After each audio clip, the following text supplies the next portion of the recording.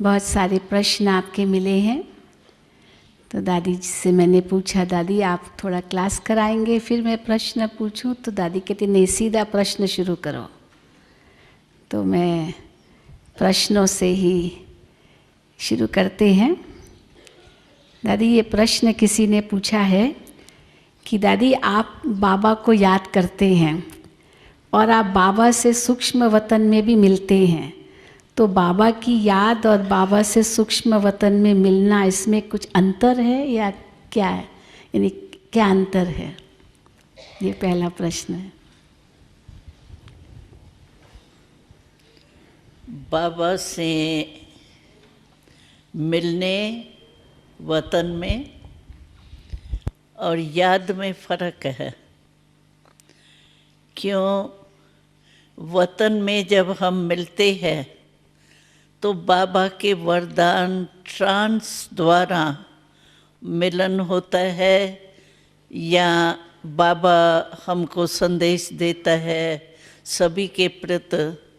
तो ट्रांस के वरदान द्वारा सब मिलना, सेवा सब उसमें होता है।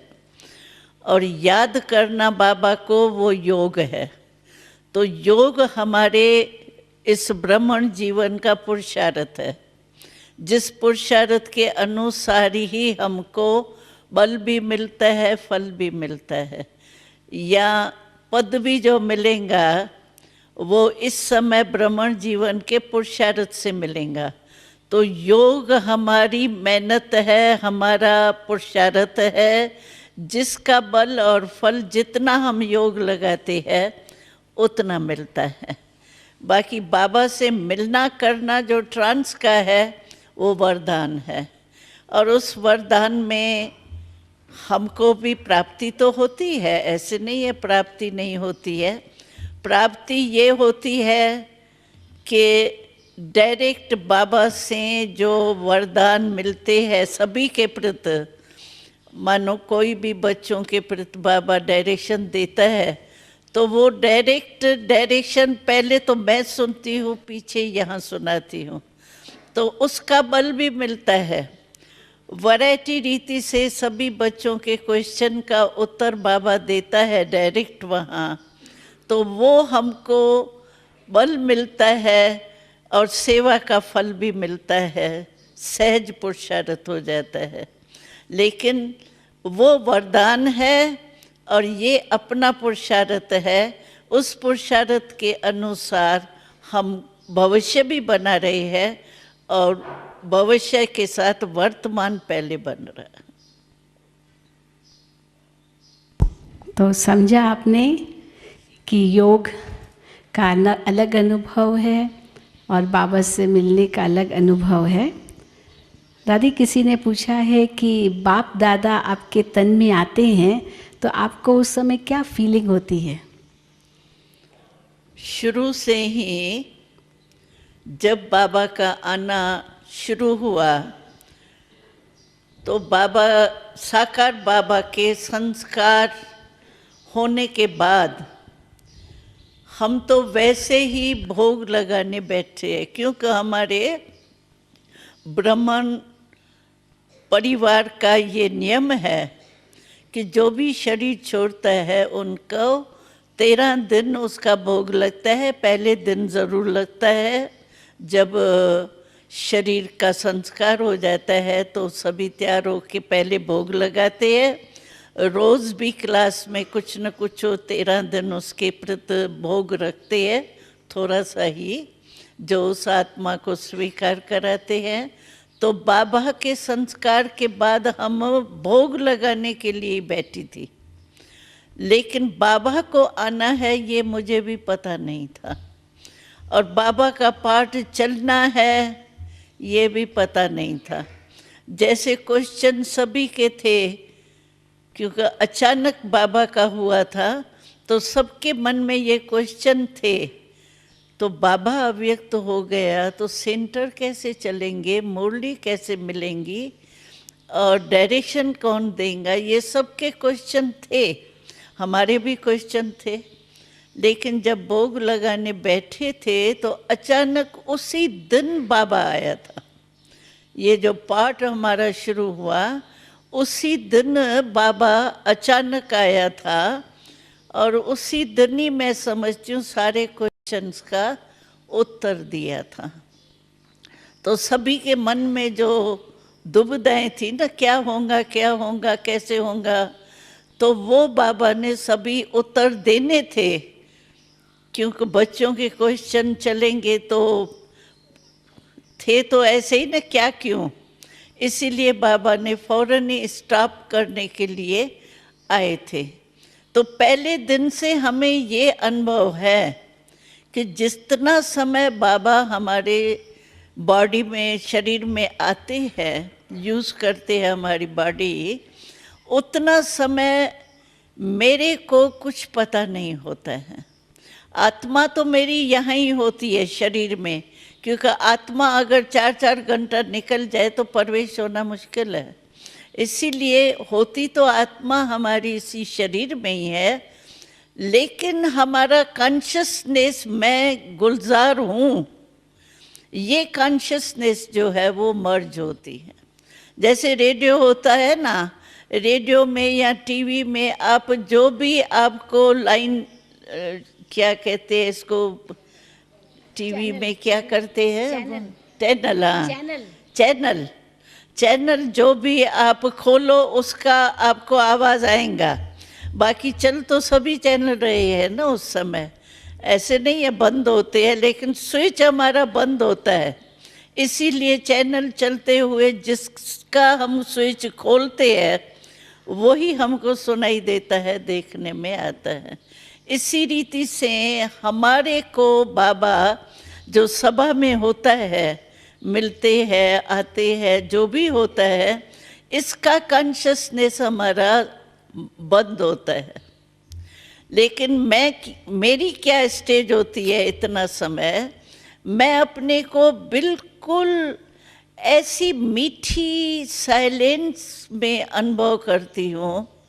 बहुत अच्छा अनुभव होता है उतना समय, एकदम जैसे डेड साइलेंस नहीं, स्वीट साइलेंस, एकदम जैसे बाबा के लव में लीन हूँ या बीज रूप हूँ, वो भी कुछ नहीं होता है, लेकिन एकदम स्वीट साइलेंस के स्टेज में जैसे मैं मग्न रहती हूँ। इसीलिए मुझे लौट के आने में थकावट नहीं लगती है, क्योंकि मैं तो बहुत अच्छी स्टेज से लौटती हूँ।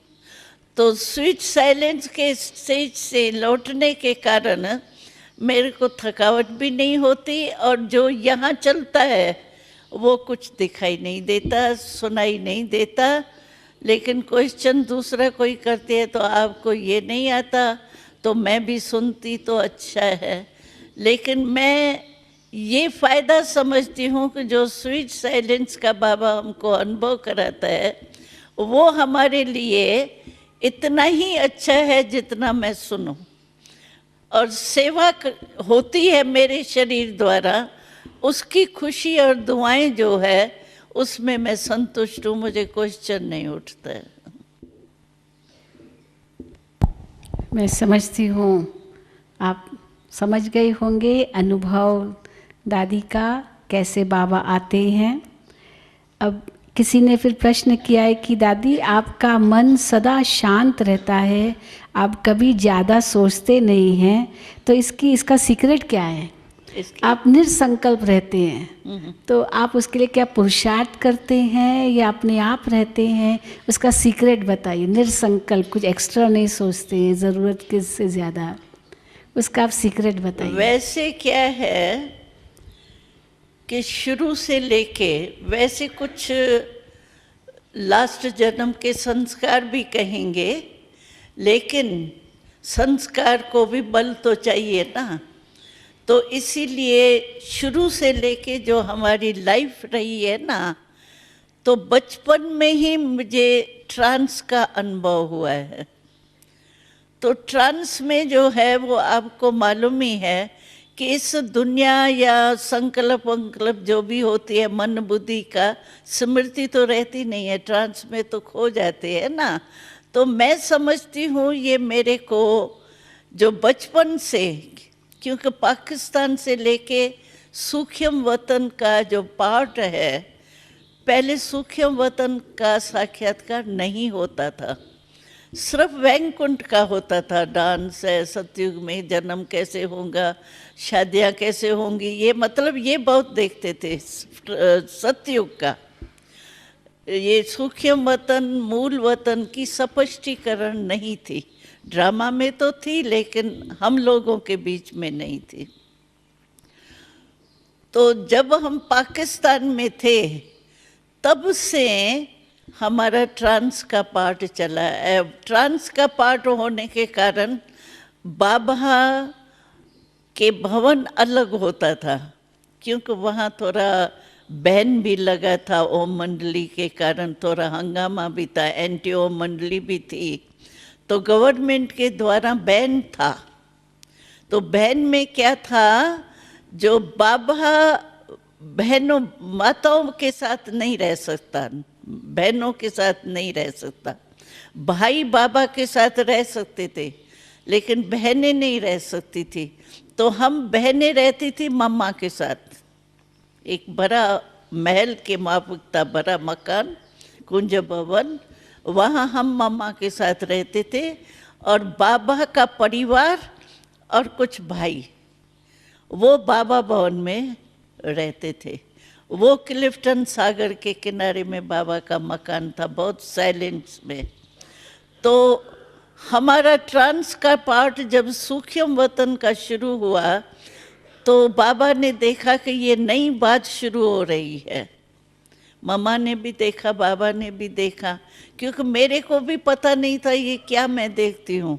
जब पहले पहले हमने ब्रह्मा बाबा को ट्रांसपेरेंट रूप में, अव्यक्त रूप में देखा, मैंने आके सुनाया, तो मैंने बाबा को ही देखा और ऐसे ट्रांसफर रूप में था, फीचर्स वही बाबा के थे। तो बाबा ने कहा मैं तो बैठा हूँ यहाँ, फिर इसने क्या देखा, ऐसा क्या, मेरे को वहाँ क्यों देखा, मैं तो यहाँ बैठा हूँ, मम्मा आप समझो इसको क्या है। फिर हमको बाबा एकांत के कारण जो है ना, वो अपने ही मकान में रहता था। तो मैं समझती हूँ कि ये ट्रांस का पार्ट शुरू से ही चला, और मैं बहुत करके ट्रांस में जाती आती थी संदेश लेना देना, क्योंकि स्पष्टीकरण ही नहीं था कि सूक्ष्म वतन है क्या और क्यों मुझे बाबा ऐसे दिखाई देता है। तो उसको समझाने के लिए, क्लियर करने के लिए हमको ब्रजेंद्रा दादी थी, बाबा की लौकिक में बहू थी, तो परिवार को रहने के लिए बाबा के साथ छूटी थी। तो ब्रजेंद्रा दादी को बाबा क्वेश्चन देते थे, वो हमको क्वेश्चन देती थी, फिर मैं पूछती थी ट्रांस में ये क्या है, इसको क्लियर करें। उसके कारण मैं समझती हूँ कि मैं शांत में बहुत रही हूँ, अभ्यास ये हुआ है बहुत काल का, इसीलिए हमारी नेचर हो गई। तो प्रश्न का उत्तर मिल गया कि कैसे आपका ये सीक्रेट क्या है जो मन आपका शांत रहता है। फिर दादी किसी ने पूछा है कि ब्रह्मा बाबा के अव्यक्त होने के कितने समय के बाद ये निश्चित किया गया कि आप बाबा के रथ बनेंगे। वो जब पहले बाबा आया ना, पहले तो क्वेश्चन के उत्तर ही दिए हैं मेरे ध्यान में अभी भी। वो मुरली जो आप पढ़ेंगे तो उसमें पहले तो वारी जब आया बाबा, तो सबको खुश करने के लिए कोई न कोई ऐसी बात बाबा ने कही, जैसे दादियाँ हैं या जो मुख्य भाई, उनको ऐसी बात कही जिससे उनको भास ना आवे कि बाबा आया हुआ है। समझो साकार में जो बाबा ने उनको कुछ कहा होगा ना, तो पहले ही मिलने में बाबा ने उनको ऐसी कोई बातें बताई, कही। समझो मुलाकात करता है तो जो बाबा उनको विशेष वो टाइटल दे के बोलता है, उसी ही रूप से बाबा ने उन्होंने मुलाकात की। तो सभी के अंदर ये वायुमंडल हो गया, बाबा आया, बाबा आया, बाबा आया। नहीं तो नई बात थी ना, बाबा कहाँ से आएगा, चला गया। तो इसीलिए बाबा ने पहले मुरली में तो क्वेश्चंस के उत्तर दिए हैं, लेकिन डायरेक्शन दिया था। तो ये बाबा मिलता रहेगा, बाबा आता रहेगा। और बाबा फिर दूसरे तीसरे बारी भी आया, तो उसमें बाबा ने दादी और दीदी को मुकर्रर किया, निश्चित किया सभी सभा के आगे। तो ये आप के निमित्त बनेंगी। और संदेशी का पाठ जो है वो एक ही रथ द्वारा चलेगा। बाबा ने अनाउंस किया था, बस 1-2 मुरली के बाद ही किया था। तो 1-2 मुरली के बाद फिर किसने, दादी जी ने डिसाइड किया कि आप ही रथ रहेंगे? बाबा ने कहा ना, तो एक ही रथ द्वारा हो। तो दादी दीदी से पूछा होगा, भाई आप को यही राय पसंद है? तो उन्होंने कहा एक ही हो तो ठीक है। तो बस वो चल पड़ा। तो उसी अनुसार से बाप दादा का रथ गुलजार दादी का मुकर्रर किया गया। किसी ने दादी प्रश्न किया है कि समझो अभी, एक मिनट, सॉरी, बाबा कहते हैं कि last so fast so first, तुम बच्चे आ सकते हो। तो शॉर्टकट आप बताइए last so fast so first आने का। क्या शॉर्टकट? क्योंकि हम अभी बहुत लेट आए हैं, और तो कैसे हम आ सकते, इतना लेट आए हैं, last so fast so first कैसे जा सकेंगे? तो शॉर्टकट चाहिए ना। मुझे मम्मा की बात इसमें याद आ रही है। मम्मा अपना अनुभव सुनाती थी, क्योंकि मम्मा जो है उसको कोर्स कराने वाली भी और थी, जो पहले मम्मा की भी आती थी, और वो अभी नहीं है, मतलब दुनिया में चली गई और शरीर भी छोड़ दिया अभी तो। लेकिन मम्मा से सभी पूछते थे कि मम्मा, क्योंकि दीदी दादी, ये निर्मल शांता, बिरजेंद्रा दादी, ये सब बड़े थे, मम्मा के साथ समान थे। दादियाँ हैं, चंद्रमणि दादी, ये मम्मा के जैसी थी और वो बड़ी थी। तो मम्मा से सब क्वेश्चन करते थे कि मम्मा आप मम्मा कैसे बन गई, आपकी क्या विशेषता है? तो मम्मा 2 शब्दों में उत्तर देती थी।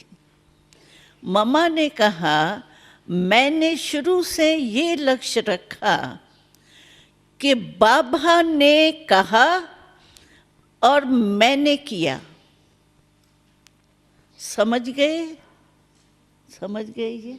हाँ? तो अगर लास्ट सो फास्ट जाना है तो बाबा की श्रीमत जो भी अमृत वेले से लेके है ना, रात्रि तक हर कर्म के लिए बाबा की श्रीमत है। सुबह को उठो, कैसे उठो, क्या करो, सो क्या सोच के सो, और फिर सुबह को उठ के उसी उमंग उत्साह से उठो। तो हर कर्म की जो श्रीमत बाबा ने दी है ना, कदम कदम की, उस कदम कदम पर चलना, ये फास्ट जाना। सिर्फ ये आप करो, बस श्रीमत बाबा की है या नहीं है। एक भी कर्म श्रीमत के स्वयं नहीं हो तो ये फॉलो फादर हो जाएगा और आप पहुंच जाएंगे, फरिश्ता बन जाएंगे।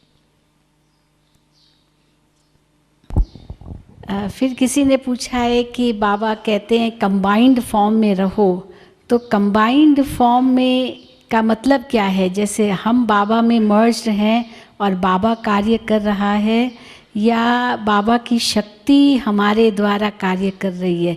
कंबाइंड फॉर्म का आप सही रूप बताएं। कंबाइंड का ये है कि बाबा हर समय साथी है मेरा। जैसे कोई भी स्थूल में कोई साथ होता है तो बल होता है ना, जैसे मानो नारी है, नारी रात्रि को अंधेरे में अकेली जाएंगी तो डरेंगी, लेकिन कोई बॉडीगार्ड साथ में होगा तो नहीं डरेंगी, क्योंकि साथ ही साथ में बहादुर है।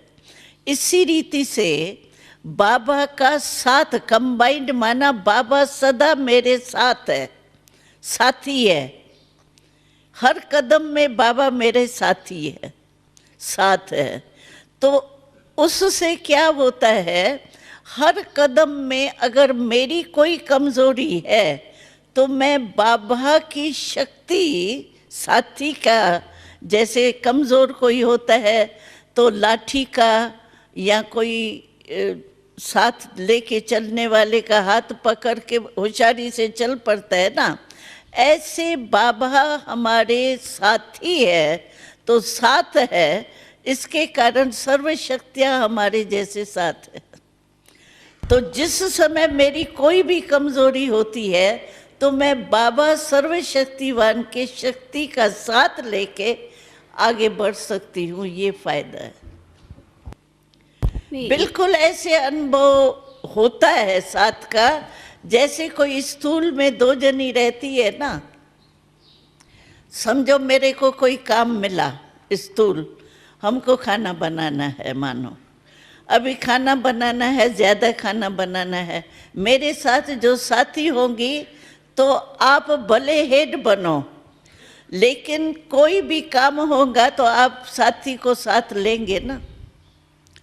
ऐसे ही बाबा सूक्ष्म है, बिंदी रूप में है, लेकिन साथी का मतलब, कंबाइंड का मतलब ये है कि बिल्कुल जैसे साकार में कोई साथी का साथ फौरन याद आता है और लिया जाता है, ऐसे बाबा कहता है मैं, आप कहेंगे कंबाइंड बाबा है तो मैं मददगार बनूंगा, शक्ति दूंगा, इस रीति से कंबाइंड का अनुभव कर सकते। और बाबा कहता है कि इतना इजी कनेक्शन होना चाहिए बाबा से, कंबाइंड की फीलिंग ये होनी चाहिए, जैसे कोई भी संकल्प मेरा चलता है, मैं समझती हूँ कि मेरे दिल में ये चल रहा है ना, फौरन ही मैं बाहर निकालूंगी, कोई साथी साथ होगा तो।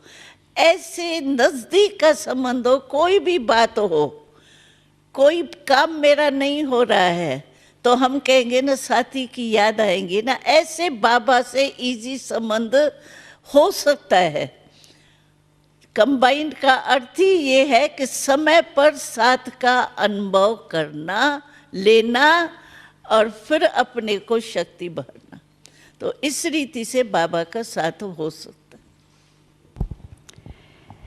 फिर दादी किसी ने पूछा है कि वैसे जब भी हम कोई दुनिया में प्लानिंग करते हैं, 20 साल की प्लानिंग, 50 साल की प्लानिंग, या चलो 5 साल की प्लानिंग, 10 साल की प्लानिंग, अब बीकेस के लिए तो हम जानते हैं कि कॉन्फ्लुएंस एज, ये संगम युग बहुत छोटा है, बाबा बार बार यही कहते रहते हैं कि समय बहुत कम है, तो हम बीके के नाते हम किस प्रकार से प्लानिंग करें भविष्य की? नहीं, ये भले 25 वर्ष का हम करते हैं, कोई हर्जा नहीं। क्यों? 25 वर्ष का अगर हम कोई प्लान बनाते हैं तो इतनी बेहद की बुद्धि हमारी लास्ट आत्माओं, इतनी आत्माओं के तरफ हमारी नज़र जाती है, तो इसीलिए भले विनाश हो जाएगा तो भी अगर हमारा 25 वर्ष का प्लान है तो हमको वो प्लान जो है वो मनसा द्वारा हम आत्माओं को देंगे। हमारा लांग दृष्टि गई ना, ऊंची दृष्टि, दूर तक दृष्टि गई ना, तो भले विनाश भी हो जाएगा ना, तो भी हमको होगा कि हमको इन आत्माओं को मनसा द्वारा भी संदेश जरूर देना है। कुछ न कुछ बाबा कहते हैं ना भाई, महादानी बन के कुछ न कुछ उसको देना ही है। वो मनसा से देंगे, वाणी से नहीं दे सकेंगे, तो मनसा से फटाफट वो सेवा करेंगे। हमारे 25 वर्ष का प्लान पूरा ज़रूर होगा, इसीलिए कोई हर्जा नहीं है। आप वाणी से नहीं कर सकेंगे तो मनसा से करेंगे। भले बना, इसमें कोई हर्जा नहीं। फिर किसी ने पूछा है कि को सुख लो, इन सुख कोई लिमिट तक हम इसने में भी सुख दिया ही है ना, दुख तो नहीं दिया ना। नहीं, इसका भाव हो कि समझो वो स्वार्थ है, वो कहेगा हमको मिले मिले, हम दे रहे हम जब इसको सुख दे रहे हैं, वो तो सुख देने की भी लिमिट होती है ना। कहाँ सुख देने का अर्थ क्या है? सैल्वेशन देना तो बाबा नहीं कह रहा है ना, सुख देने को कह रहा है ना। तो सुख देने का मतलब है शुभ भावना रखना, शुभ कामना रखना। अच्छा चलो वो स्वार्थी है, मानो स्वार्थी है, तो स्वार्थी भले वो अपने रीति से होगा, लेकिन मैं अपने मन को खुश और अच्छी स्थिति रखने के लिए उसके प्रति मानो मैं अशुभ भावना रखती हूँ, शुभ भावना नहीं रखती हूँ, दुख देने चाहती हूँ, सुख नहीं दूँ, कब तक दूंगी। अच्छा सुख नहीं देती है तो उसके प्रति आपको जो व्यर्थ संकल्प, व्यर्थ वृत्ति चलेंगी, वो हमारे स्थिति को भी तो खराब करेंगी। जैसे बाबा से पूछा था ना, तो है ही नाम जब बद दुआ, कोई बद दुआ दे रहा है और मैं उसको दुआ दूँ, तो बाबा ने यही उत्तर दिया था, जब तुम कहते ही हो बद दुआ, नाम ही देते हो बद दुआ, माना खराब चीज़ है, तो खराब चीज़ कोई आपको देता है तो आप लेके रखेंगी तो आपको भी तो नुकसान है। बाबा ने ये उत्तर दिया था। तो बद दुआ, बुरी चीज़ तो कोई अपने में रखता ही नहीं है ना, या फेंकेगा या उसको वापस करेगा। तो इसी रीति से अगर मानो वो स्वार्थी है, लेकिन मैं अपना फर्ज पालन करूं, जितना हो सकता है मेरे से मैं दूं, दुख तो नहीं दूं ना, दुख देना तो मेरा पाप बन जाएगा। अच्छा सुख देती रहूं, शुभ भावना रखती रहूं, इसमें मुझे क्या नुकसान। बाकी सैल्वेशन दो वो अलग चीज़ है, सुख देना अलग चीज़ है। सैल्वेशन दो, सैल्वेशन देते देते वो खराब हो सकता है। समझो कोई को बहुत चाहिए मेरा नाम हो, मेरे को पीछे क्यों करती है, मेरे को भी आगे रखे, तो ये हो गया ना जैसे स्वार्थ, ये बॉडी कॉन्शियस का सैल्वेशन चाहिए, नाम का, मान का, वो आप नहीं दो, लेकिन शुभ भावना तो दे सकते हैं। शुभ भावना देने के लिए बाबा कहता है कि आप शुभ भावना द्वारा सुख दो, दुख नहीं दो। फिर किसी ने पूछा है कि एडवांस पार्टी आजकल क्या कर रही है? मम्मा कहाँ है, मनमोहिनी दीदी कहाँ है, और एडवांस पार्टी की आत्माओं की मानसिक स्थिति कैसी है? थोड़ा एडवांस पार्टी के बारे में दादी बताएंगे। बाबा ने आपको क्या कहा? जन्म कहाँ है वो तो बाबा ने बताया नहीं है। बाबा ने नहीं बताया तो कोई भी नहीं बता सकते, मैं तो नहीं बता सकती। बाकी ये है कि एडवांस पार्टी जो है वो मूल गई इसीलिए है कि हमको जो योग बल से सत्युग की पैदाश होनी है, तो योगी आत्माएं चाहिए ना, और नई सिस्टम शुरू होनी है। योग बल से जन्म कौन दे सकता है? जो योगी होगा। तो इसलिए वो इसके लिए हमारे लिए रुके हैं, हमको जन्म देने के बाद उनका भी नया जन्म हो जाएगा, इसी के कारण इस काम के लिए रुके हुए। मानसिक स्थिति बहुत अच्छी, जैसे मानो छोटे बच्चे हैं या बड़े हैं तो ऐसे ही घरों में रहते हैं जो वो उन्हों को साक्षात देवी और देवताओं के रूप में उन्हों को, माँ बाप को, संबंधियों को अनुभव होता है। वैसे सूरत नहीं है देवताओं की जैसे मंदिरों में है, लेकिन जो भी एडवांस पार्टी में विशेष आत्माएं गए हैं, उन्हों की स्थिति इतनी दिव्य गुण और ज्ञान के बल वाली है, इमर्ज नहीं है ज्ञान, इमर्ज नहीं है मधुबन से हम आए हैं एडवांस पार्टी में, परंतु उन्हों की जो अंदर की पुरुषार्थ की स्थिति है वो अभी तक भी उन्हों की है, दिव्य गुणधारी। और ऐसे जैसे एकदम नैन भी उनके जैसे देवताओं जैसे, मुख में जैसे मुस्कुराहट होती है, जो बाबा कहते हैं वो प्रैक्टिकल लाइफ है उन्हों की। जो संबंधियों को, मित्र संबंधियों को, साथियों को फीलिंग अच्छी है उन्हों की, कि हमारे को जैसे भगवान ने एक दिव्य विभूति भेजी है, ऐसी फीलिंग है उनके संबंधियों की। और जो जिसके भी कनेक्शन में आते हैं तो जैसे नहीं कोई में विशेषता होती है, बड़े हो गए, कोई भी कारोबार में जैसे कोई का नहीं दिखाई देता है, तो इसका दिमाग बहुत अच्छा है, इसकी जजमेंट बहुत अच्छी है, इसकी राय बहुत अच्छी है। इसी रीति से सब वहाँ जो भी एडवांस पार्टी वाले गए हैं उन्हों द्वारा लोगों को ये फीलिंग आती है, और वो ऐसे ही माँ बाप संबंधी समझते हैं जैसे देवता हमारे घर में आ गए। फिर दादी किसी ने पूछा है कि खास करके अभी ये इतने नेचुरल कैलामिटीज़ हो रहे हैं, कल रात को भी इतना बड़ा भूकंप आया है, कहते 2-3 हज़ार तो मर गए होंगे इंडोनेशिया में। तो ऐसे जो नेचुरल डिज़ास्टर्स आते हैं, प्राकृतिक आपदाएं आती है, और उसमें एक साथ कितने मरते हैं, तो क्या हम उनको हम किस प्रकार का सहयोग दे सकते हैं, उनको हम कैसे शांति दे सकते हैं, यानी किस रूप से मदद कर सकते हैं उन आत्माओं की? वो तो योग से ही कर सकते हैं। योग बल हमारा इतना होना चाहिए, क्योंकि हम कोई एक आत्मा को सामने रख कर के सकाश नहीं देते हैं। बाबा जो कहते हैं आप सेवा करो, मनसा सेवा करो, तो हम एक आत्मा के सामने शिकल रख करके तो नहीं करते हैं ना। विश्व की सेवा करते हैं तो आत्माओं को ही सामने रखते हैं। इसी रीति से हम योग द्वारा सुख, हमारे में सुख की जमा होगा स्टॉक, तो हम दूसरे को योग बल द्वारा, सकाश द्वारा, वाइब्रेशन द्वारा वो दे सकते हैं।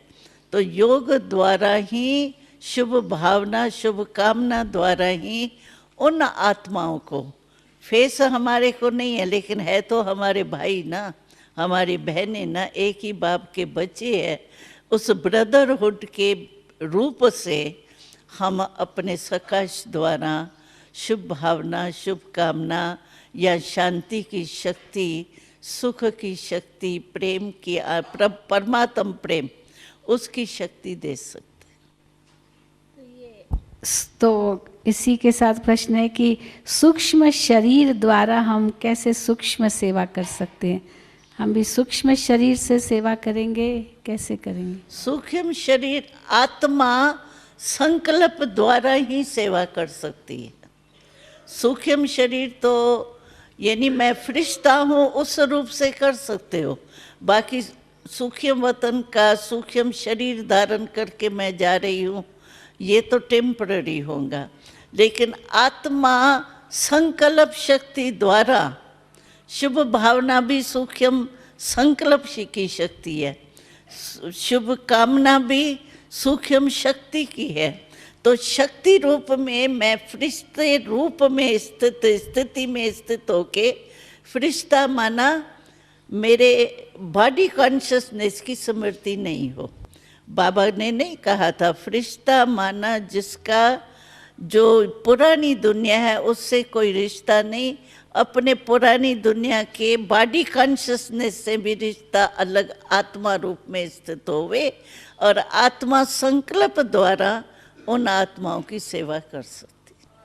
स्टेज फरिश्ते के स्थिति द्वारा सेवा कर। एक प्रश्न, जब बाबा कहते हैं बेहद का वैराग्य रखो, बेहद की वैराग्य वृत्ति, तो ये बेहद की वैराग्य वृत्ति थोड़ा स्पष्ट करेंगे दादी? बेहद की वैराग्य वृत्ति माना किसी के तरफ, आत्मा के तरफ, पदार्थ के तरफ अटैचमेंट नहीं हो, आसक्ति नहीं हो। एकदम जैसे यूज़ भी करते हैं, जैसे दवाई ज़रूरी समझ करके यूज़ करती है, दवाई में कभी लगाव नहीं लगेगा। मजबूरी से ज़रूरी समझ के, आवश्यक समझ करके लेते हैं। तो ऐसे ही कोई भी पदार्थ या कोई भी आत्मा का संबंध उस आकर्षण से, लगाव के आकर्षण से हमारे पास नहीं हो, न आत्मा न पदार्थ, न कोई संस्कार। कोई संस्कार से भी समझो हमारी नेचर है, हम कह देते हैं मैं चाहती नहीं हूँ लेकिन मेरी नेचर आप ही काम कर लेती है, क्या करूँ। लेकिन नेचर है तो पुरानी ना, और पुरानी नेचर जब हम कहते हैं हम मरजीवा बन गए, ब्राह्मण बन गए, तो शूद्रपन के संस्कार भी तो मर गए या संस्कार बच गए और मैं ब्राह्मण शूद्र से ब्राह्मण बन गई। तो संस्कार भी तो मर गए ना पुराने। तो इसीलिए कोई भी पुराने संस्कार अपने पदार्थ की आकर्षण, संबंध की आकर्षण, आत्माओं के कनेक्शन की, आधार की, ये कोई भी आकर्षण नहीं हो। मैं आत्मा हूँ और बाबा ही मेरा संसार है, बाबा ही मेरा पदार्थ देने वाला है, बाबा ही सर्व संबंधी है। एक ही के उसमें रहें, इसको कहते हैं बेहद का वैराग। कोई भी लगाव नहीं हो, वैराग माना कहाँ लगाव नहीं। सेवा में भी नहीं, मेरा जिज्ञासु, मेरा सेंटर, मेरे जिज्ञासु की मदोगरी, ये भी रंग है, क्योंकि मेरा तो है ही नहीं ना, बाबा का है ना।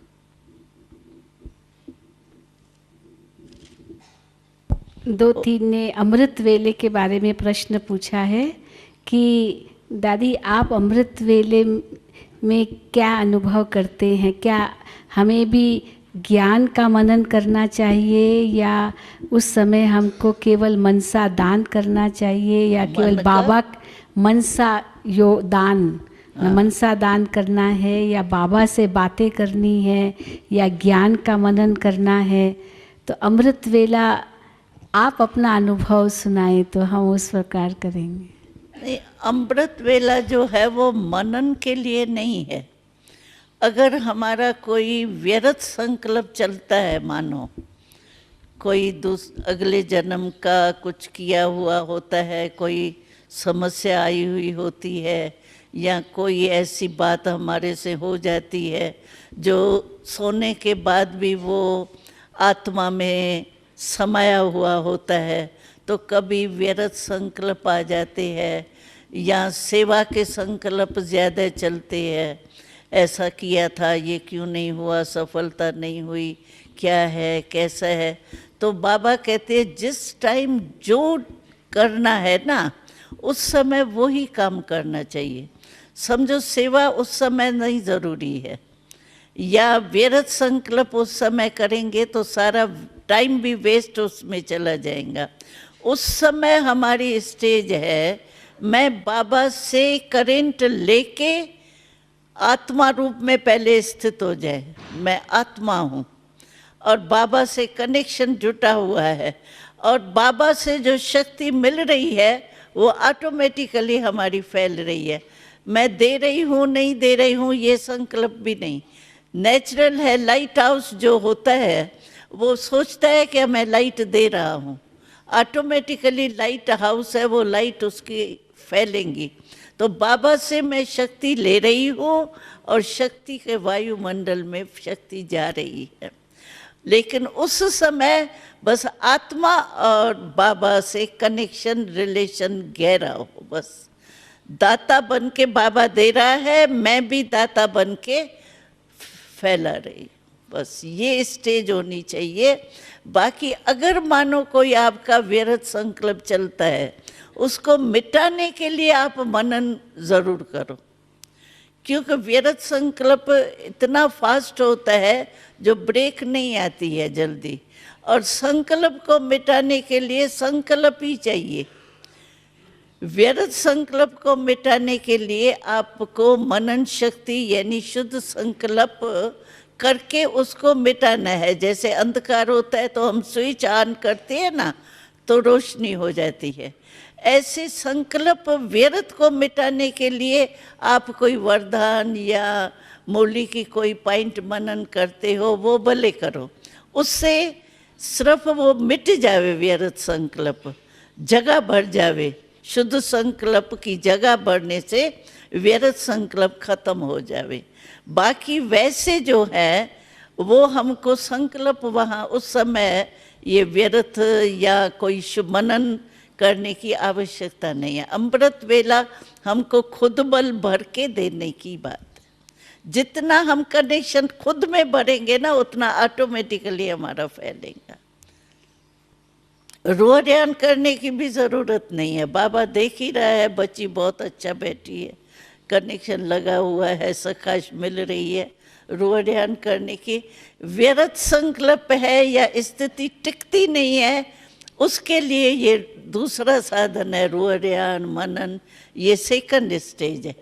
4 स्टेज है ना। पहली स्टेज है बस आत्मा परमात्मा में लीन हो गई, माना लव में लीन हो गई, शक्तियाँ लेने में ही लीन हो गई, बिजी हो गई। लेकिन अगर वो नहीं स्टेज बनती है हमारी, तो सेकंड स्टेज है, फिर रोहरियान है, मनन है, ये सब सेकंड थर्ड स्टेज है। फर्स्ट स्टेज वो है।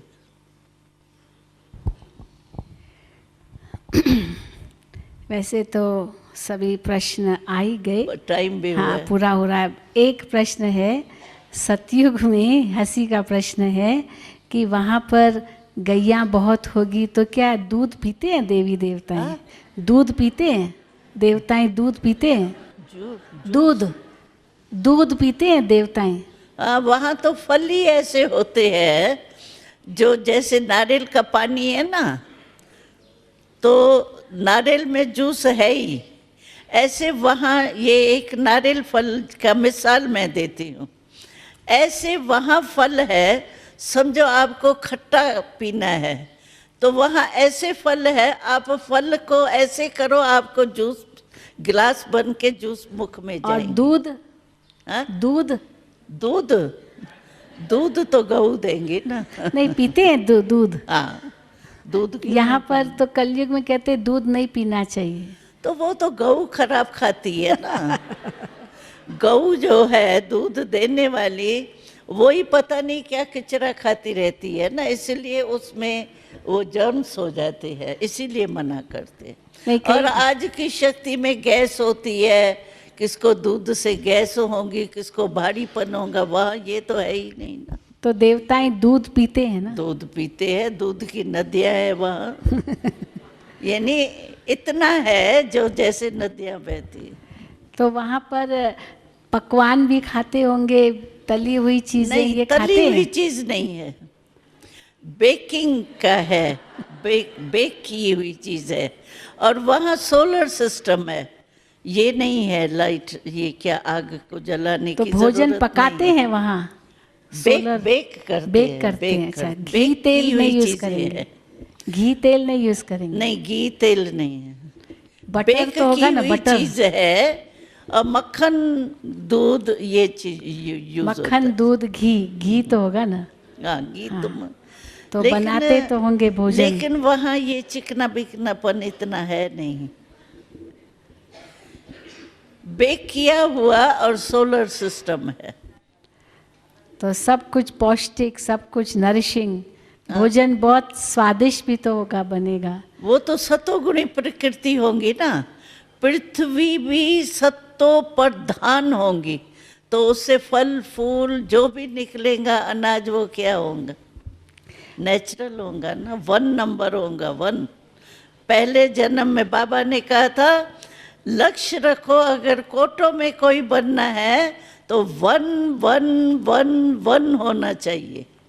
1 जन्म, 1 डेट, 1 संबत, और फिर प्रकृति भी सतो प्रधान 1 नंबर, सब 1 होना चाहिए।